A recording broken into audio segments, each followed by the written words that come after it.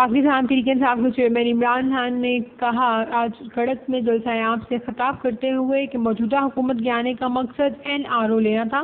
موجودہ حکومت کا مقصد مہنگائی ختم کرنا یا ترقی کرنا تو بالکل بھی نہیں تھا، اور ماضی میں 1100 ارب کی پہلے ہی کرپشن کر چکے ہیں۔ اور جو لیگ پہ انہوں نے کہا کہ ثابت ہوتا ہے کہ مریم نواز کی سب سے بڑی کوالٹی ہے کہ اسے سچ بولا ہی نہیں جاتا۔ مریم نواز موجودہ حکومت میں ناجائز کام کر رہی ہے۔ یہ جو ٹیپ لیک ہوئی، اس سے واضح ہوتا ہے کہ ان کے دماغ نے بھی پیسے بنائے۔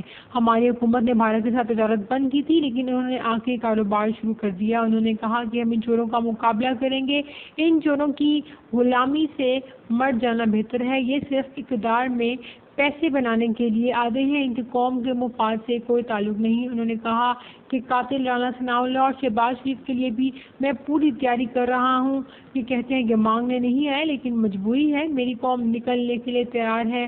حقیقی آزادی کی تحریک کے لیے پورے پاکستان میں جا رہا ہوں، اور حقیقی آزادی کی تحریک آخری اور فیصلہ کن ہوگی۔